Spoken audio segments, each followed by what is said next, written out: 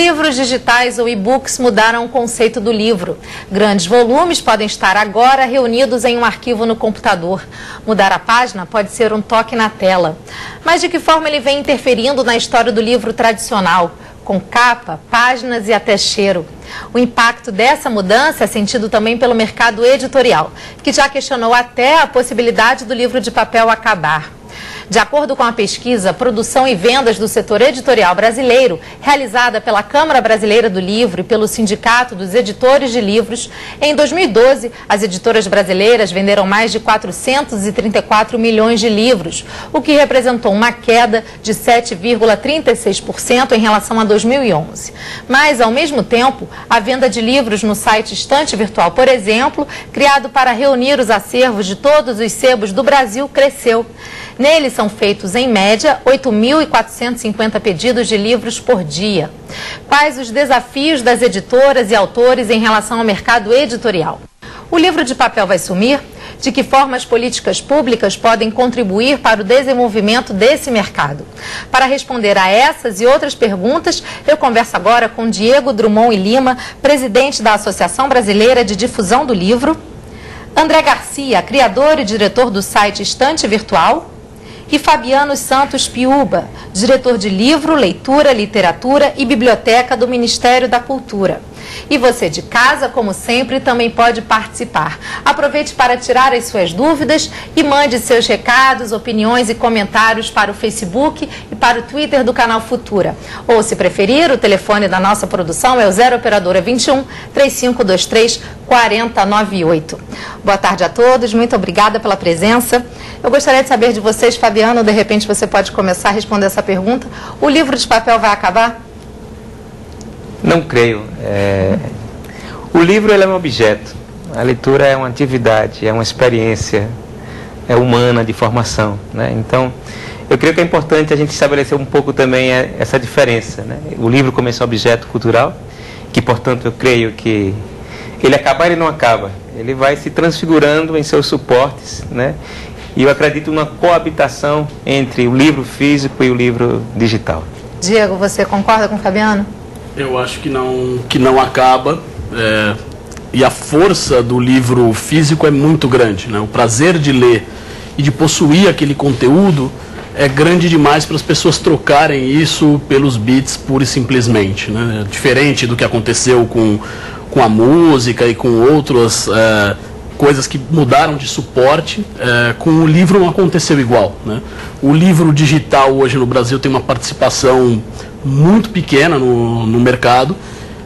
Os tablets crescem muito, você vê muita gente com tablet, mas você não vê as pessoas lendo livros em tablet. As pessoas acessam as redes sociais, elas leem notícias, elas baixam e-mails, mas é difícil ver alguém lendo um livro num tablet. Por isso a venda dele é pequena e não consegue fazer tanta frente ao livro em papel. A venda de e-books estagnou também em outros países, né? Na Europa, nos Estados Unidos, né, Diego? Né, André? Perdão. Está estagnada. Isso, inclusive, é interessante ver que concordo com eles. Acho que é o suporte físico que rompe essa interface sempre de telas que a gente vive. Eu acho que a gente está muito mediado pela tecnologia e o livro é um momento de desconectar um pouco, né? E, de fato, as vendas estão estagnando já no resto do mundo, que mostra que a coisa não é como se falava, que daqui a 5 anos não vai ter mais livro, enfim.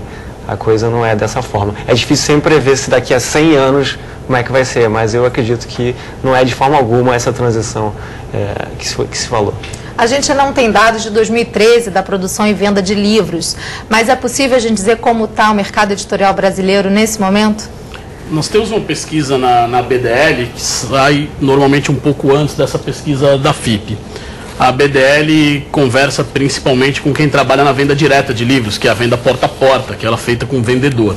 Essa venda vem há muitos anos crescendo sistematicamente, porque é um novo mercado que está entrando e novas pessoas que estão lendo. O número preliminar que nós temos desse ano dá um crescimento acima de 10% na venda dos livros de porta em porta.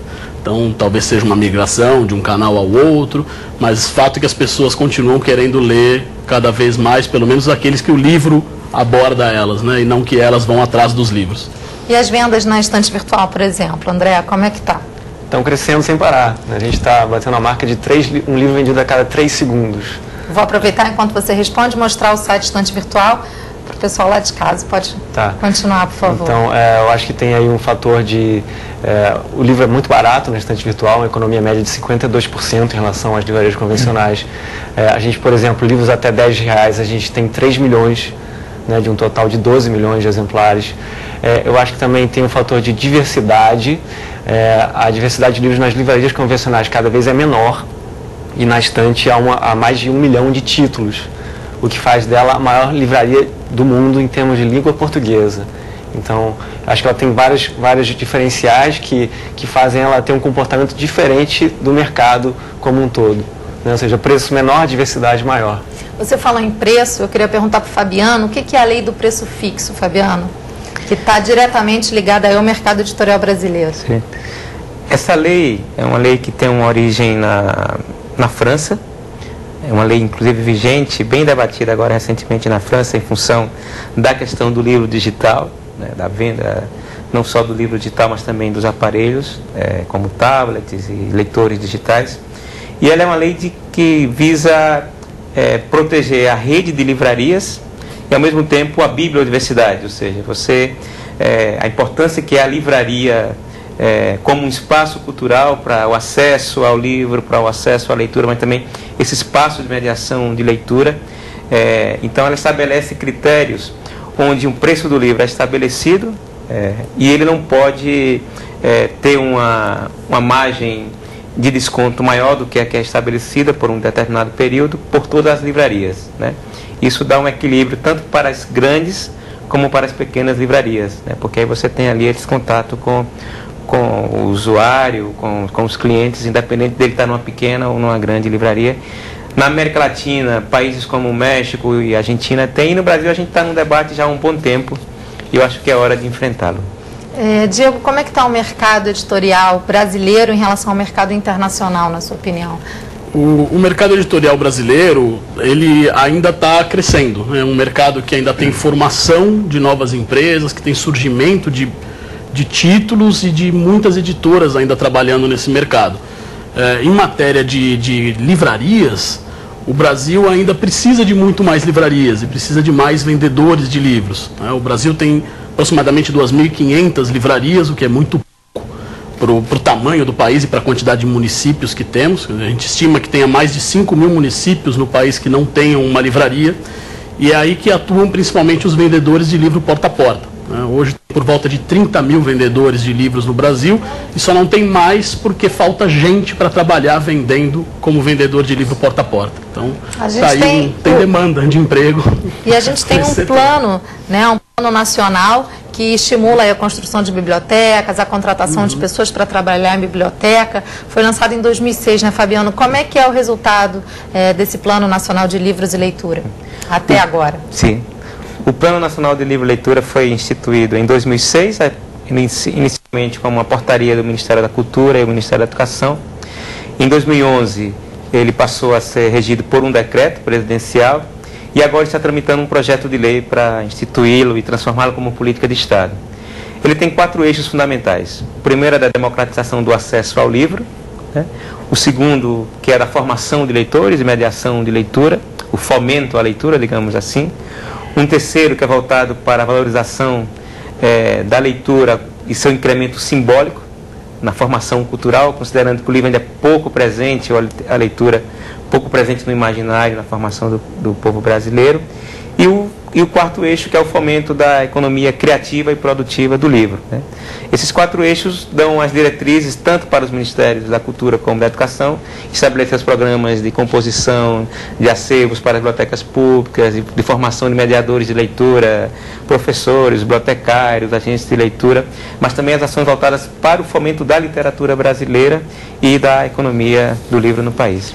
O Diego falou das pequenas livrarias, né? Estão sumindo no país. Eu queria saber do André, que tem uma livraria online, como é que é vender livro pela internet? Conta um pouquinho da história da Estante Virtual para quem não conhece. É um facilitador para quem quer trabalhar nesse mercado?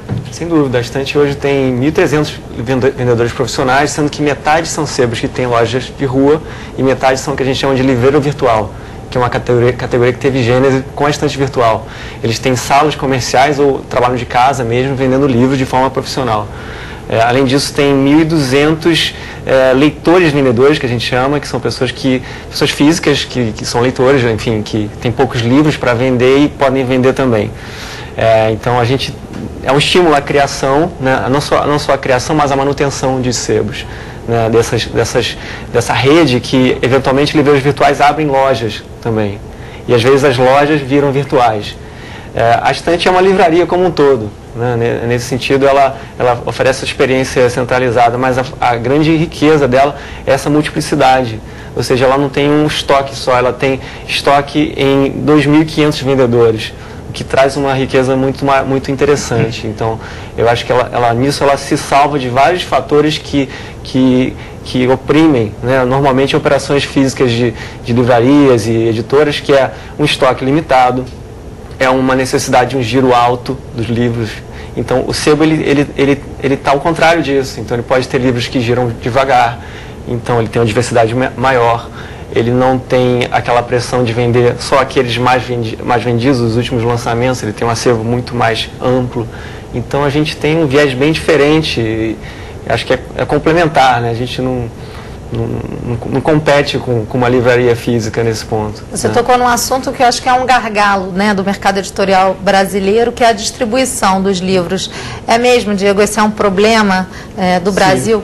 O mais difícil hoje no Brasil é levar o livro até as pessoas, não levar fisicamente a entrega depois de vendido, mas conseguir mostrar os livros e trazer essas pessoas para o mundo da leitura, quer dizer, para que elas sejam iniciadas na leitura e passem a usar o livro quando quiserem aprender alguma coisa ou quando quiserem ter momentos de lazer. Essa é realmente o trabalho do vendedor de livro, e aí é o problema de nós termos poucos vendedores hoje no Brasil. Você precisa levar o livro até as pessoas que não têm conhecimento dele, para que eles passem a gostar do livro e depois busquem mais livros, né? É um trabalho muito bacana também o da estante virtual, porque faz com que os livros sejam lidos mais vezes, né? E aproveitados por mais pessoas e comprados por um preço menor, que é um outro problema também do mercado. Quer dizer, muitas vezes o livro chega até as pessoas, mas chega por um valor que elas não podem pagar, né? E tem uma iniciativa do governo recente agora que está começando, que é o Vale Cultura, que resolve, em parte, esse problema, porque facilita que as pessoas sejam iniciadas na leitura. Eu queria falar exatamente sobre o Vale Cultura, Fabiano, que é um cartão magnético, pré-pago, no valor de R$50, que é um facilitador, né, de acesso à cultura da população brasileira. De que forma, na sua opinião, como o Diego dizia, ele pode contribuir para o desenvolvimento do hábito da leitura, contribuir para o mercado editorial, para a produção e venda de livros? O Vale Cultura ele tem um papel fundamental para o acesso aos bens e os serviços culturais, né? O trabalhador tanto pode ir para um espetáculo, ir ao cinema, comprar um CD, né? E no caso do livro, como o Diego estava falando, que o preço ainda é um pouco alto, considerando um disco ou algum outro equipamento, algum outro serviço cultural, então o mercado tem que se preparar muito bem para o Vale Cultura para que possa ofertar ao mercado livros com preços mais acessíveis, né?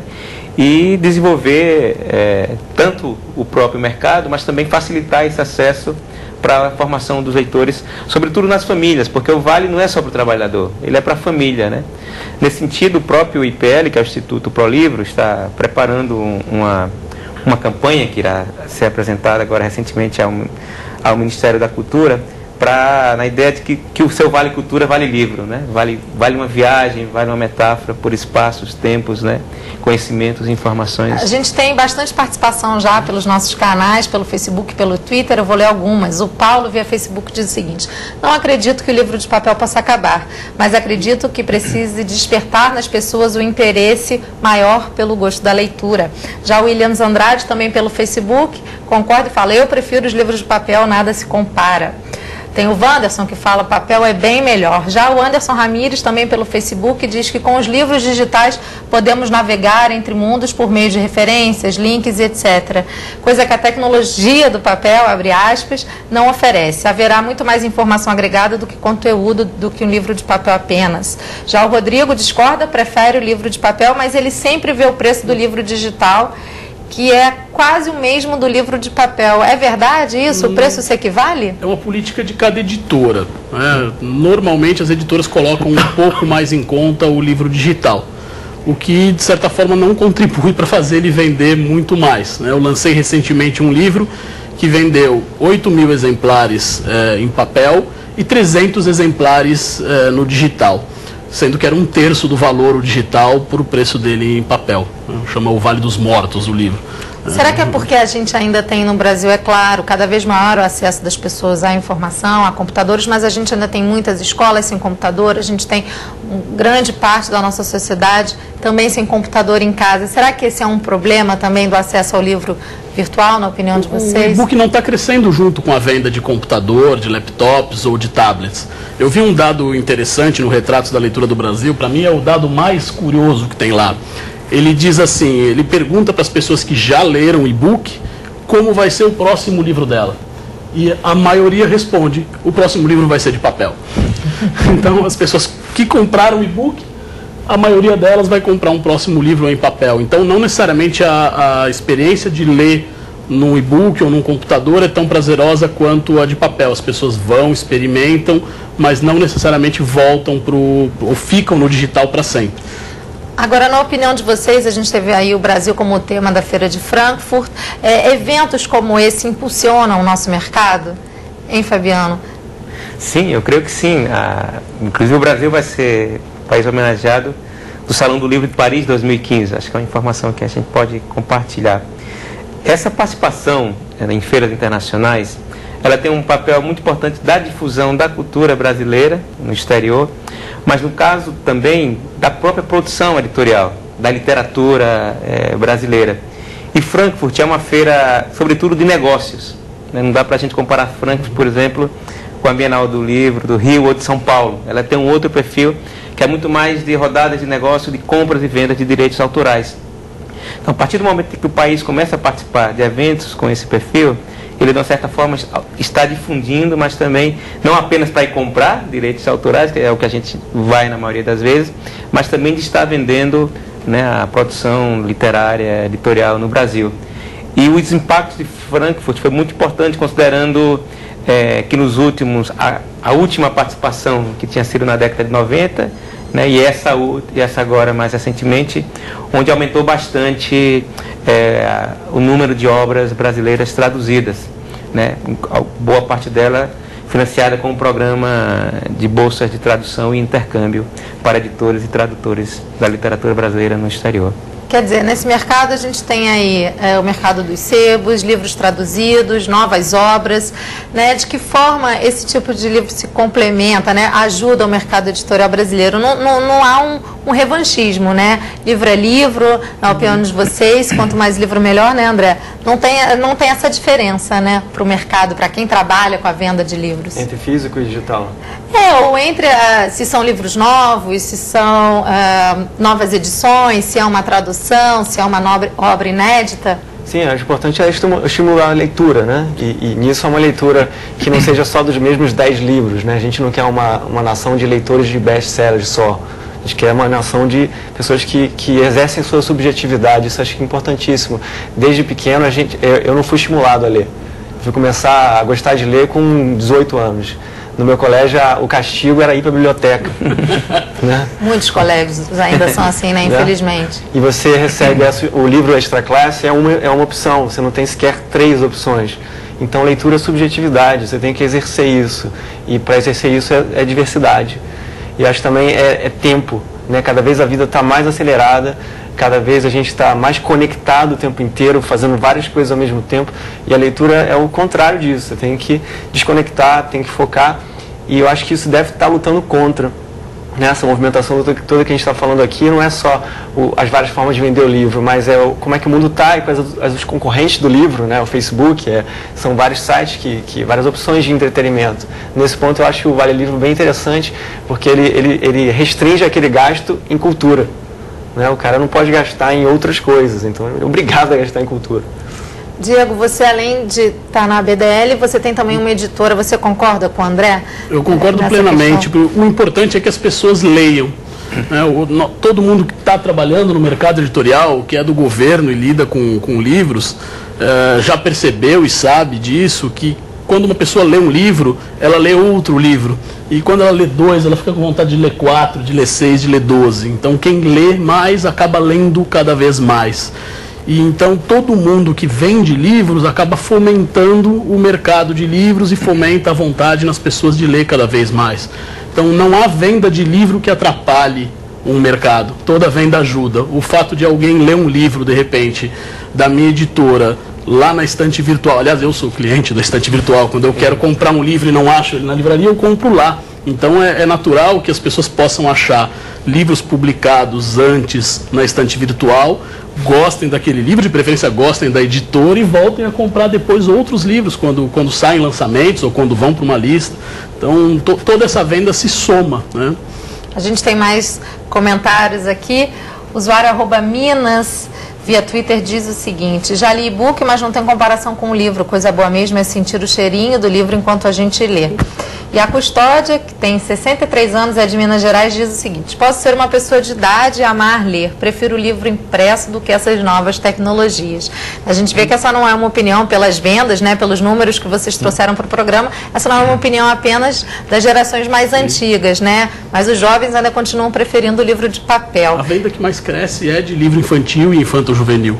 Então as crianças de hoje leem mais em papel do que nós líamos quando éramos crianças. Então a tendência é que isso faça com que elas leiam mais depois também. Então, mesmo quem está sendo formado num computador ou num tablet, está lendo mais livro em papel do que se lia antes, quando não se formava em computador. Eu tenho um filho de 1 ano e meio, ele mexe no tablet, mexe no computador, mexe no celular, mas eu chego em casa, ele pega um livrinho na mão e vem andando de costas e senta no meu colo e pede para eu contar para ele. Recentemente, então, acho que foi ele brinca num e ouve a leitura no mês outro. de abril agora, início do mês, foi o dia da literatura infanto-juvenil, infantil, né, Fabiano?